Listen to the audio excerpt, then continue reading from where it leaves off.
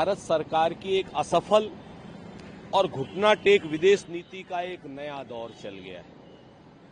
पहले Trump tariff लगाते हैं, उसके बाद भारत घुटने टेक देता है, रूस से तेल बंद कर देता है, ईरान से तेल बंद कर देता है, और अब तो अमेरिका की अपनी कॉलोनी जो वेनेजुएला उसने बना लिया है, जहां पे असंवैधानिक तरीके से वहां के राष्ट्रपति को उठा करके अपने देश ले गया है अमेरिका, डोनाल्ड ट्रंप।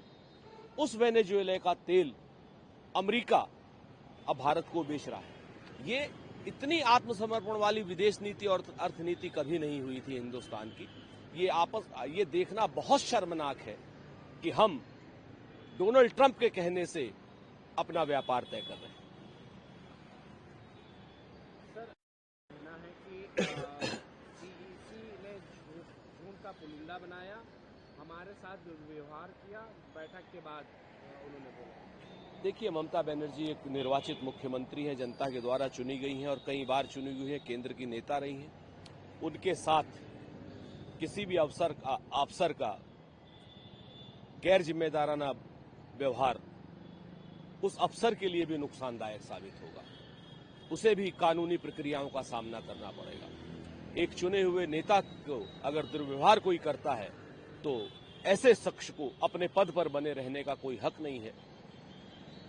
संसद को चाहिए, ममता बनर्जी को चाहिए कि इनके खिलाफ कुछ ठोस कार्रवाई संसद में प्रस्तावित करें और पूरे गठबंधन, इंडिया गठबंधन को साथ में लेकर के साझा रूप से कोई कड़ी कार्रवाई सुनिश्चित कराएं।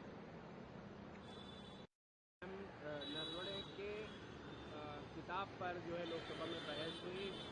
कांग्रेस नेता राहुल गांधी ने लेख के अर्थ पढ़ने की कोशिश की, जिसके बाद विवाद बढ़ा।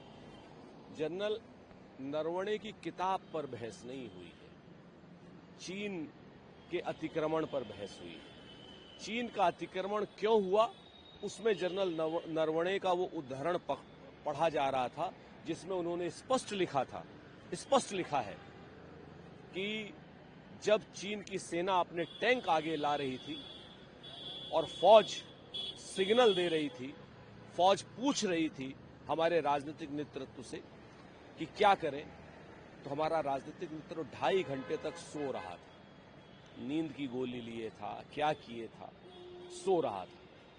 2.5 घंटे बाद जाग करके जब स्थितियां हाथ से बिगड़ने की वो हुई तो कहा जो मन आए करिए। क्या इसको फ्री हैंड कहते हैं?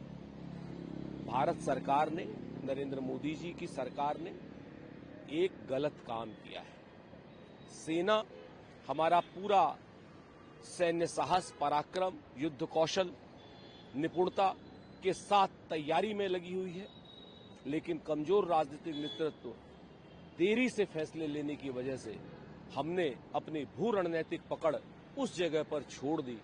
इस सवाल को न पूछा जाए, सिर्फ इस वजह से लोकतंत्र के मंदिर में भी इन्होंने हंगामा तंत्र भारतीय जनता पार्टी वालों ने खड़ा किया।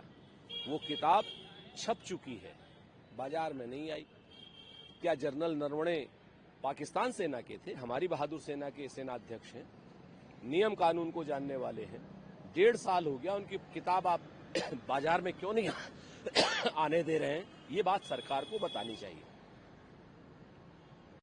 तैयार होगा और इसी महीने उसका उद्घाटन संभव है, मुख्यमंत्री योगी आदित्यनाथ। अच्छी बात है, स्वागत है, और जहां पर भी विकास का कार्य हो, उस विकास के कार्य का स्वागत किया जाना चाहिए। उस विकास के कार्य को जिन जिन लोगों ने भी पूरा करने में सहयोग किया है, जिन जिन सरकारों ने भी पूरा करने में सहयोग किया है, सबका स्वागत किया जाना चाहिए। सर, उत्तर प्रदेश से चल रहे मदरसों की आय और फंडिंग की गहन जांच के निर्देश दिए हैं।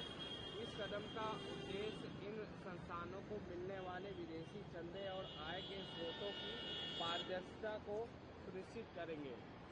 पिछले 8 साल से लगातार योगी जी यही आदेश दे रहे हैं और इस आदेश को इतनी बार दे चुके हैं, इतनी बार अपने अफसरों की चूड़ी टाइट कर चुके हैं कि उनकी चूड़ी फ्री हो गई है।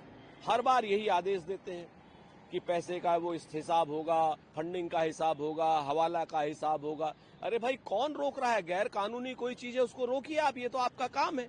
लेकिन आज तक तो आप ना रोक पाए हैं, न उसका कोई ब्यौरा दे पाए हैं।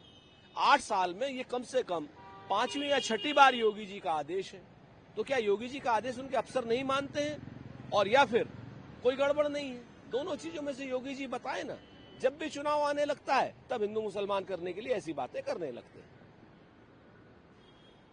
लोकतांत्रिक ताकतों से अपील करता हूं कि पीएम मोदी सरकार द्वारा शुरू की गई एसआईआर के खिलाफ एक होकर लड़ाई लड़ें। निश्चित तौर पर मुख्यमंत्री जी की इस पहल का स्वागत होना चाहिए।